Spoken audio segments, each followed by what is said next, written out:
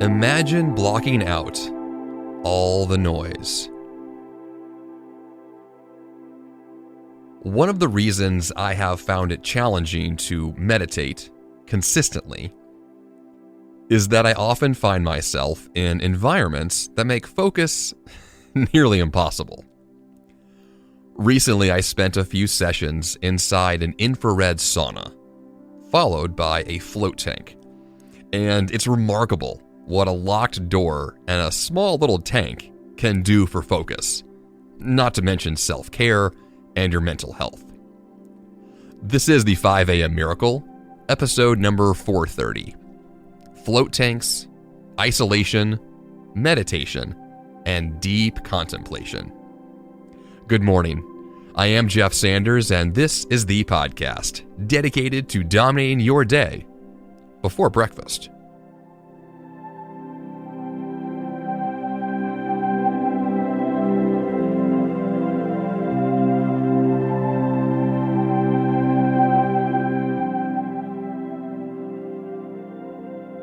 For Christmas this year, or I guess we call it last year, my wife Tessa bought me a really cool experience, or a series of cool experiences, which is that I had the opportunity to do something I've never done before. Actually, two somethings, both the infrared sauna and the float tank. I have wanted to try a float tank for many years and just honestly never got around to doing it. And so the opportunity to go on 3 different sessions into a float tank and then double that up by actually choosing the infrared sauna first and then followed up by a float tank. It's a remarkable thing. And we're going to dig into that this week. Not just what I experienced, but more importantly, what it means to experience intense focus, intense isolation, and ultimately what is more deep contemplation and the opportunity to be one with yourself in a focus session. I had some really cool experiences, and ones that I want to be able to dig into, not just here in the episode this week, but further on this podcast and in my own kind of journey for, we can call it better mental health, a more intentional focus on really centering myself and becoming one with my own crazy thoughts, because I've got quite a few of those. You may as well, which is why I think we need these types of things a lot more often. So let's get into this. The content this week, I'm calling a series of items, both float tanks and saunas, as well as isolation and meditation, all kind of wrapped around this aura of what it means to have deep focus and contemplation. Time for you to be you. And so let's kick this off with my experience in the infrared sauna. First of all, I've discussed saunas on this podcast before, but specifically from the angle of a traditional sauna. If you go into any typical gym, like the one that I go to here in Nashville, the YMCA, they have a sauna attached to the pool area. And if you go into that, it's your, nice, there's a big heater that's an electric heater that heats the room up, makes it very hot. It gets really humid in there. It's not one of the saunas you pour water onto hot rocks. In fact, if you pour water onto these heaters, you'll kill the sauna. It's designed for you to just experience the heat, usually around 185 degrees Fahrenheit. And it's very hot and extremely amazing as an experience that I like to do after every workout. It's a great way to finish a workout, and one that I prefer as often as possible. An infrared sauna, though, is a totally different type of sauna that actually heats up you, not really the room. I don't understand the science behind this as well. It's kind of like lasers from the way that I view it, but it's these lights that heat you up in a really interesting way. One that I think that everyone should be able to experience, kind of the back and forth of choosing different types of saunas to understand how it affects you. So for me, this was my first infrared sauna experience. And at the location that I went to here in Nashville, it's called the Pure Sweat Float Studio. It's actually right on the edge of one of the wealthiest neighborhoods in Nashville, the Belle Meade neighborhood or district or city. I'm not sure what they call it now. Anyway, it's a really wealthy area, a really beautiful studio. And if you live in the Nashville area, definitely check it out. If not, you may have a studio like this nearby that offers saunas as well as float tank experiences. And so for me, I just hopped into this place a couple of months ago and wanted to see what is this infrared sauna all about. And in my first session, they told me, oh, by the way, you're going to be totally naked. There's no clothing required. And in fact, they encouraged me to make sure that I would be totally nude in this sauna experience, because you're in a one-person sauna booth, in this case, with a shut door in your own private space. And this particular sauna actually had a tablet built into the wall, so I was able to watch Netflix during this, which I don't usually do that in my sauna at the gym. I just veg out for 20 to 30 minutes, just experiencing the heat. No technology involved. But in this case, there's literally a tablet built into the side, so I watch Netflix. Which was really nice because you're in an infrared sauna for a much longer session. In this case, about 45 minutes. And the temperature on the first time I went in was around 150 degrees Fahrenheit. The next time was 160. And which is very hot for 45 minutes. That really will get to you after a while. Now, if you build up tolerance, these things are easier. But if it's your first time going in, that 45 minutes is a long session. And so I was glad that I had some distraction from Netflix as well as a big bottle of water. But this was a great experience, and the type of one that I can totally see how someone would install an infrared sauna into their house. They're actually not that expensive, and they come with some really wonderful health benefits, and it's the kind of thing that could become part of your health regimen, your daily routine, to say that, I'm going to spend this time in the sauna, whether you're watching Netflix or not. It's a really great way to feel like you're just wiping the slate clean. Because I left these sessions feeling very relaxed, very hot, very just like I got in touch with myself in a really cool way. So if the infrared sauna is appealing to you, if a traditional sauna is appealing to you, take that chance to do so. Honestly, I can't imagine now going to the gym and not having the sauna as part of that experience. In this case, it was more of a standalone sauna without me actually exercising, and that still had incredible benefits.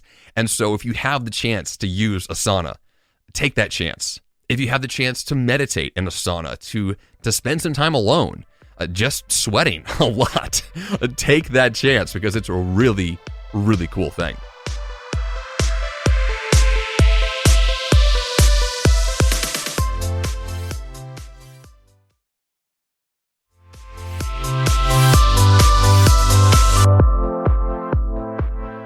And now for the second area, let's get to the float tank. This was the one that I was most excited to try. This was actually the experience that my wife paid for as a gift for me to try out, and something that I've always been curious to see. What if I were to float on some really intense salt water and inside a small space and see what happens? Like, is it something I'm going to freak out because it's a small, claustrophobic inducing environment? Or is this going to be something that really allows me to be enlightened and really go deep into my own mind? Just like the infrared sauna at this particular studio, when you float in one of their tanks, you're doing so totally nude, and that's part of the experience. It's also really interesting because I've never floated before until just recently, and I didn't really know the protocol. And if you never have floated before, there's at least at this studio, they have you take a shower beforehand. You can apply this kind of a vitamin lotion onto any cuts and scrapes you have on your body, because if you don't, when you get into salt water, you can imagine what happens. It stings really, really intensely. And I missed a few places on all of my experiences. And so, yes, it will sting. It won't kill you, but it is noticeable. And so if you're offered the chance to put on, I think it's vitamin A and E as they offered me. So I put that on, and that helps a lot. I wore some earplugs, and then I crawled into this tank and I closed the lid.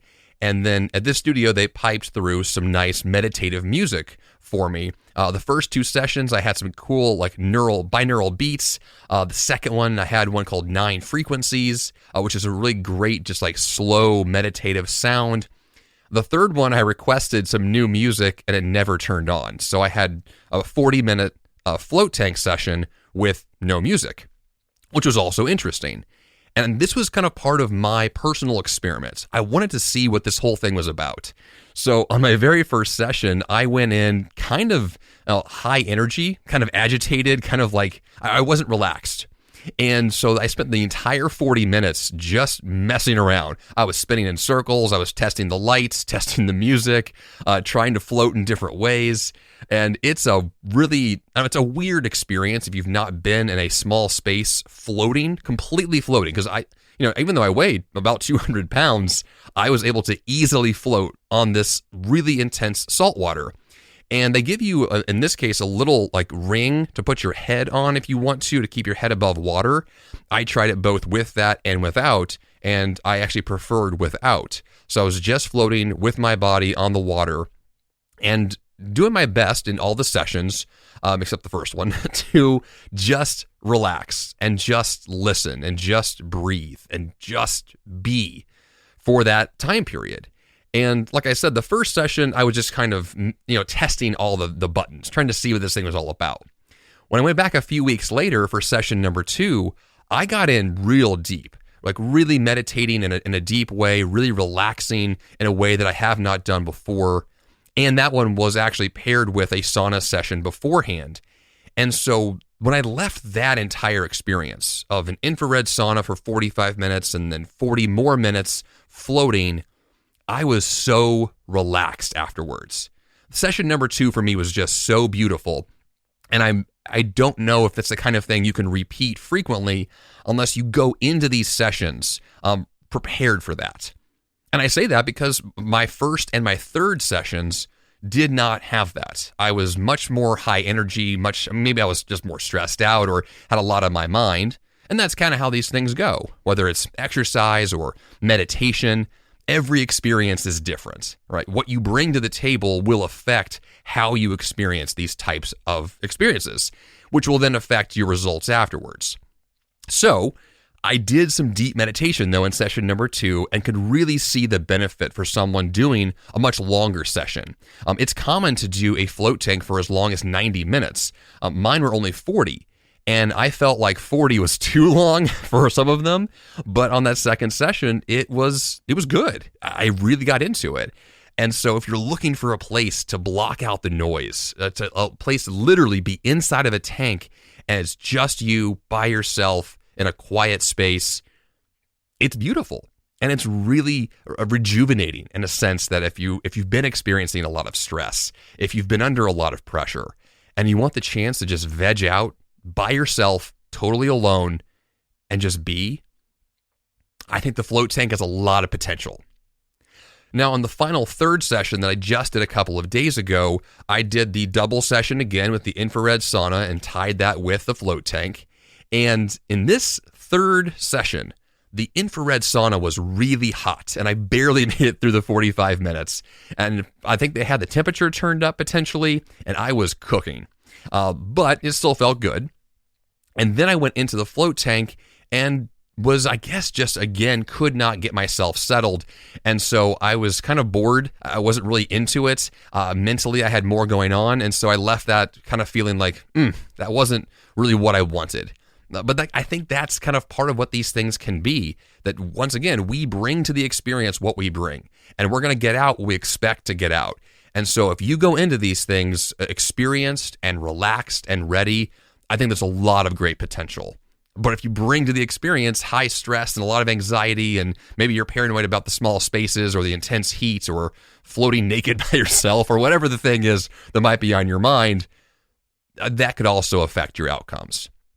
But I think that all of this is to say that I really got a lot out of these experiences. I really find the intentional practice of self-care, the intentional practice of slowing things down, of giving yourself some mental space to just do the equivalent of nothing, of just sitting, of just floating. The stillness and the quiet that comes from that is valuable. and something to be treasured and something to prioritize on a consistent basis. Now, how often would you need to go in for a float tank or a sauna session? I was told by this studio that for a float tank, you should go in once every 3 to 4 weeks, and for a sauna session, essentially up to once a day. Now, I know from going to my gym that if I can pair a sauna session at the end of a workout, I'll go to the sauna as much as 5 to 7 times a week. So literally every day. But if you're going to do a float tank experience, if you have easy access to one and you can afford to go, then more could be better. I say afford to go because these things are not cheap compared to your average wellness experience. Once again, this particular studio I went to is in a very wealthy area of Nashville, and so you could spend as much as $100 to $200 to $300 US dollars per month just going to these sessions, which is why for me, I'm going to pause before I go back again for a while. So money is a factor here, but this brings me to my next point. Let's imagine for a second that you either don't have access to a float tank or you are prohibited from one due to finances or whatever the case may be. I don't think you need one. I don't think that you need a float tank. You don't need a sauna. We don't need these gadgets to slow down. We don't need the fancy experiences to tap into what we're trying to tap into, which is the point of going to these things. And the point is not to do something that sounds cool, or you could put a picture on Instagram and say, look at me in a sauna, look at me in a float tank. You could do that, and that's fun. But the point is to slow down, to breathe, to just be with yourself for a few minutes a day. And that can happen in a lot of places. I'm not really good at meditation. When you ask me, like, Jeff, do you meditate regularly? No. However, if you put me in the right environment, I do meditate and I do get value from it. And if I get the chance to sit for 20 minutes in a sauna, if I get the chance to lay down in a float tank, if I get 20 minutes by myself in my own house where I can just sit on the couch or lay on the floor and just breathe for a few minutes, it's valuable time.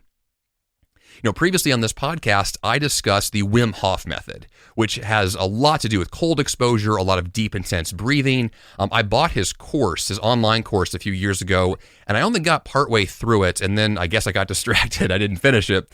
So I am restarting Wim Hof's online course now with the intention of that becoming kind of part of my own home practice, a way to tap into what these things can provide without having to go to a studio, without having access to the fancier equipment. You can get a lot of value from breathing, from being outside in the cold, taking a cold shower, or getting access to super hot weather so you can get a deep sweat. We have access to this type of environments in a lot of places. So depending on where you live and what you have access to, my guess is you have access to slowness. You have access to extreme temperatures. You have access to taking a few minutes to just be one with yourself. So yes, you can meditate, you can focus, you can isolate, you can allow those experiences to give you a few minutes of rest.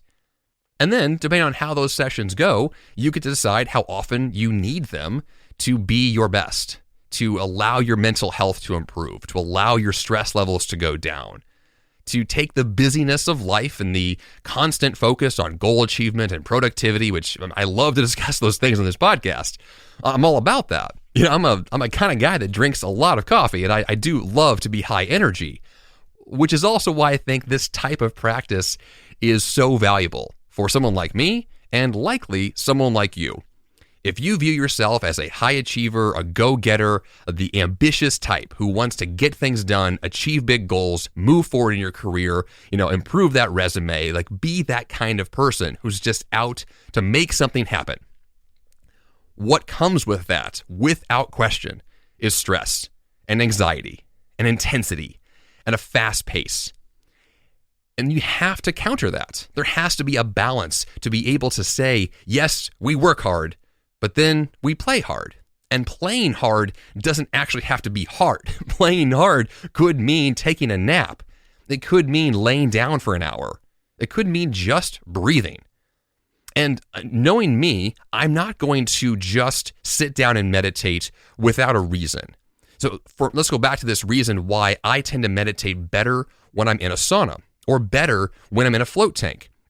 It's because it's a controlled environment.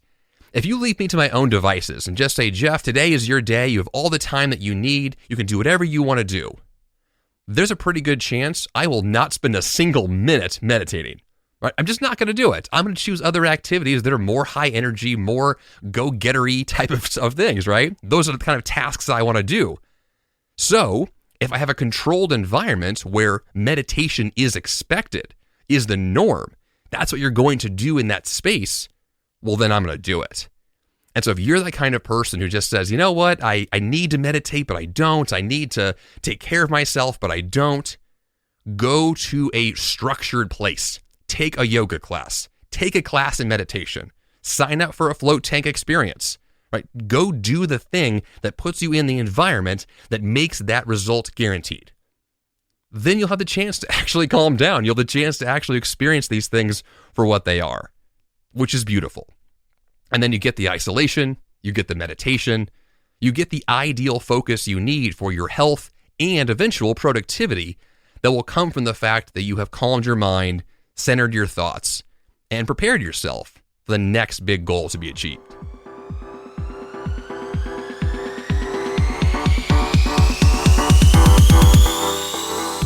And for that action step this week, yes, try a float tank. If you've never tried one before, I recommend you do so at least once in your life. You know, floating nude by yourself in a small tank with no one else to disturb you is quite eye-opening and could be the best mental health break you need to clear your mind and reset. JeffSanders.com/430 is the place to go for the episode notes. Also, subscribe to this podcast. JeffSanders.com/subscribe will give you a list of lots of apps to choose from. That's all I've got for you here on the 5 a.m. Miracle Podcast this week. Until next time, you have the power to change your life, and the fun begins bright and early.